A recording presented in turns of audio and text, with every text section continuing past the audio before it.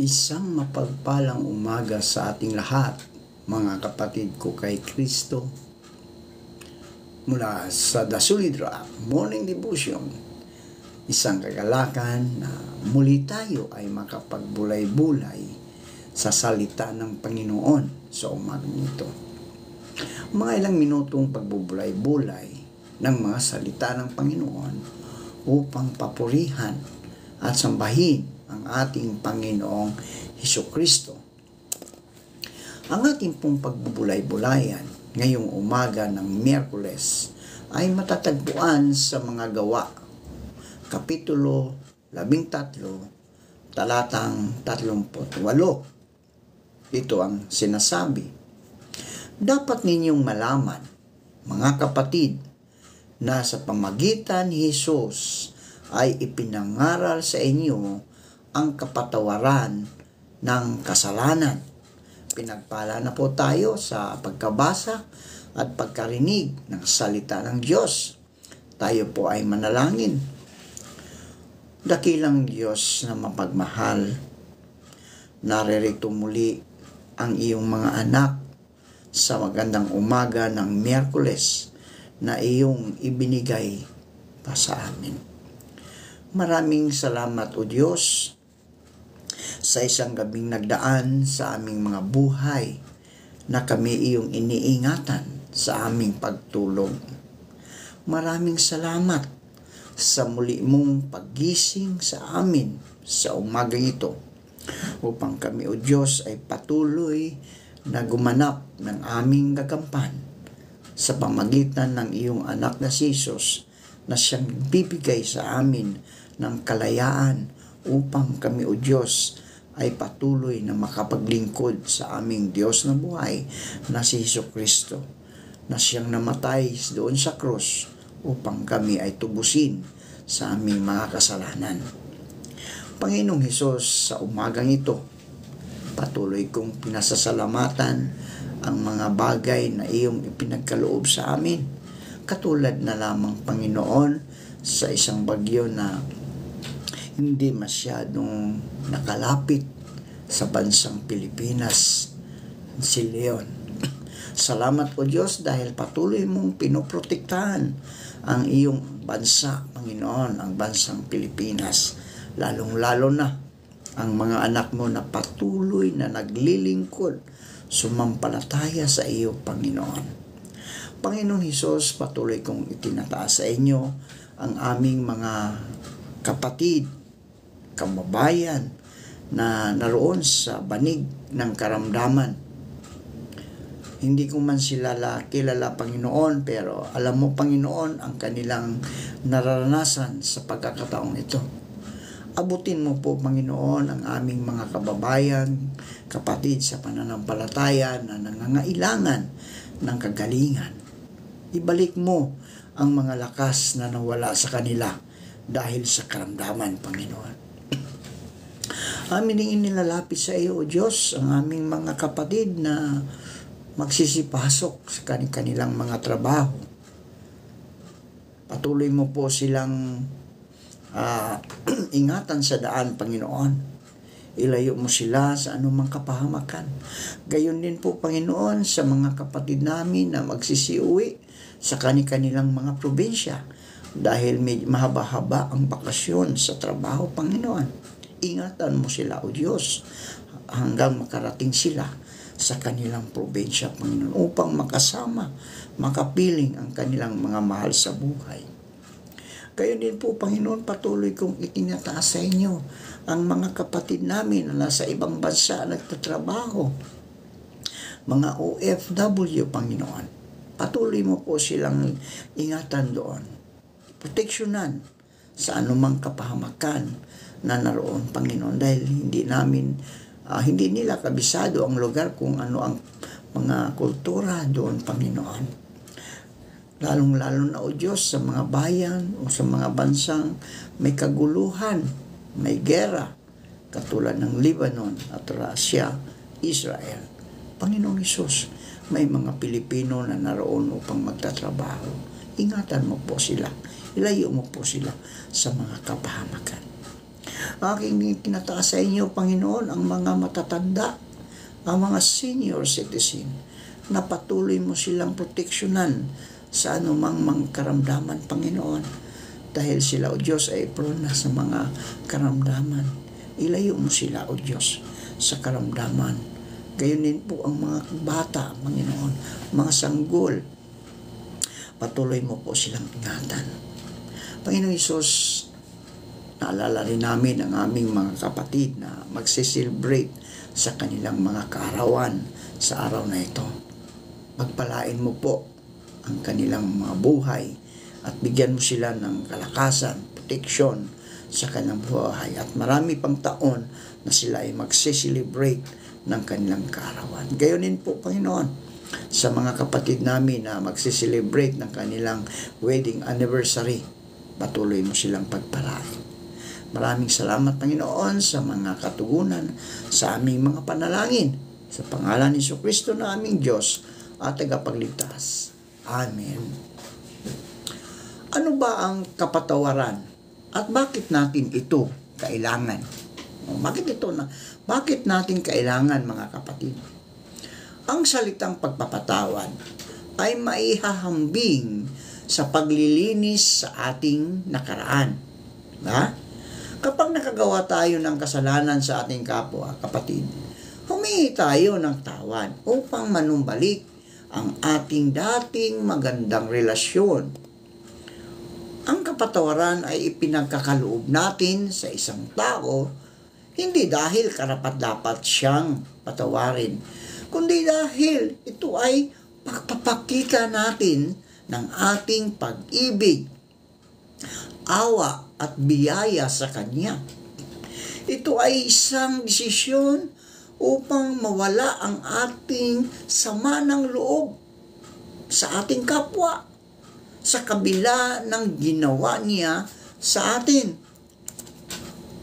Sinasabi sa Biblia, mga kapatid, na lahat tayo ay nangangailangan ng pagpapatawad ng Diyos. Tayong lahat ay nagkasala. Ayon sa mga ngaral 7:20. Walang taong nabubuhay sa daigdig na gumagawa ng mabuti at hindi nagkasala. Sinasabi rin sa 1 Juan 1:8, kung sinasabi nating wala tayong kasalanan, dinadaya natin ang ating sarili at wala sa atin ang katotohanan. Ang kasalanan ay pagre-rebelde sa Diyos ayon sa awit 51:4. Dahil dito, mahalagang makamtan natin ang kapatawaran galing sa Diyos. Kapag hindi natin nakamtan ang kapatawaran para sa ating mga kasalanan, walang katapusan tayong magdadanas ng kaparusahan ng Diyos sa apoy ng impyerno dahil sa ating mga kasalanan. Paano ko makamtan ang kapatawaran? Yun ang mga tanong. Paano ko makamtan ang kapatawaran? Ang ating Diyos, mga kapatid, ay mapagmahal at mahabagin. Handa niya tayong patawarin sa ating mga kasalanan. Sinabi sa 2 Pedro 3:9, hindi nagpababaya ang Panginoon sa pagtupad sa kanyang pangako gaya ng inaakala ng ilan. Ang totoo'y binibigyan lamang niya ng pagkakataon ang lahat na manumbalik sa kanya, sapagkat ayaw niyang mapahamak ang sinuman. Nais ng Diyos na patawarin tayo gaya ng gumawa siya ng paraan upang ating itong makamtan. Ang karapat-dapat ng kabayaran para sa ating mga kasalanan ay kamatayan.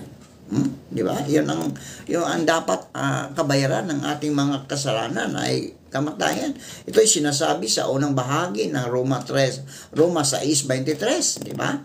Sabi doon, sapagkat ang kabayaran ng kasalanan ay kamatayan. Walang hanggang kamatayan ang naging bunga ng ating mga kasalanan. Ayon sa plano ng Diyos, ang Diyos ay naging tao. Si Jesucristo. Juan 1:1-14. Ang Diyos ay naging tao, si Jesucristo. Doon sa krus, namatay si Jesus sapagkat binayaran niya ang parusa na tayo ang dapat na tumanggap dahil sa ating mga kasalanan at pagsalangsang sa Diyos. Sinabi sa pangalawang Korinto 5:21, kailan may hindi nagkasala si Kristo.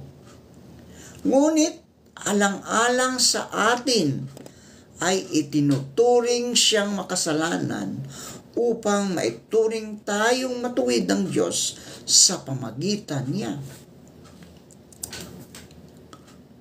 Ang kamatayan ni Jesus, mga kapatid, ang siyang naging daan upang mapatawad ang kasalanan ng mga tao dito sa mundo. Sinasabi sa 1 Juan 2:2, siya mismo ang ibinigay na handog para sa kapatawaran ng ating mga kasalanan. At hindi lang yan, ng ating mga kasalanan, kundi pati na rin ang kasalanan ng buong mundo. Buong mundo, ang sanglibutan. Muling nabuhay si Jesus mula sa mga patay at ito ay isang katibayan na purihin ang Diyos dahil sa kanyang kamatayan at muling pagkabuhay na maguli. Dahil dito, ang ikalawang bahagi ng Roma 6:23 ay nagkatotoo. Ano ang sinasabi doon sa uling bahagi? Ang sabi doon, ang kaloob ng Diyos ay buhay na walang hanggan sa pamagitan ni Kristo Jesus na ating Panginoon. Di ba? Napakasarap, no?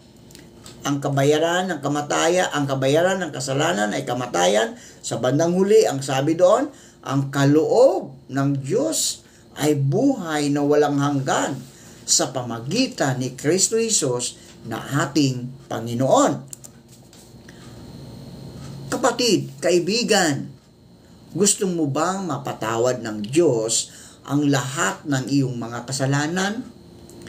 Inuusig ka ba ng iyong konsensya dahil sa iyong mga nagawang pagkakasala? Ang kapatawaran ay maangkin mo lamang kung mananampalataya ka kay Jesucristo bilang iyong tagapagligtas. Yun ang malinaw, kaibigan. Kung gusto mong mapatawad, kung inuusig ka ng iyong konsensya, tanggapin mo si Kristo bilang iyong Diyos at tagapagligtas. At maangkin mo yung kapatawaran. No? Ayon sa Efeso 1:7, sa pamagitan ng dugo ni Kristo ay tinubos tayo, na ang ibig sabihin ay pinatawad ang ating mga kasalanan. Ginawa niya ito ayon sa kadakilaan ng kanyang biyaya na ipinagkaloob sa atin. Binayaran ni Jesus ang ating mga pagkakasala na tayo dapat ay siyang naghirap doon sa cross. No? Tayo ay mapatawad ng Diyos. Ang kailangan mong gawin, kaibigan, ay hilingin sa Diyos na patawarin ka. Dahil sa nanampalataya ka na namatay si Jesus sa krus upang tayong lahat, ikaw, ako, ay mapatawad ng Diyos. Ang mensahe ng Juan 3:16 hanggang 17 na nagsasabi ng ganito, gayon na lamang ang pag-ibig ng Diyos sa sanlibutan. Kaya ibinigay niya ang kanyang bugtong na anak upang ang sumampalataya sa kanya ay hindi mapahamak, kundi magkaroon ng buhay na walang hanggan. Napakalinaw po yun, mga kapatid, no? Mga kaibigan. Sapagkat sinugo ng Diyos ang kanyang anak, hindi upang hatulang maparusahan ang sanglibutan, no, kundi upang iligtas ito sa pamagitan niya. Oh, di ba? Napakalinaw yan sa Juan 3:16. Ganito ba kadali ang kapatawaran? Yun ang katanungan. Kaibigan, ganito ba kadali ang kapatawaran? Ang sagot niyan, oo.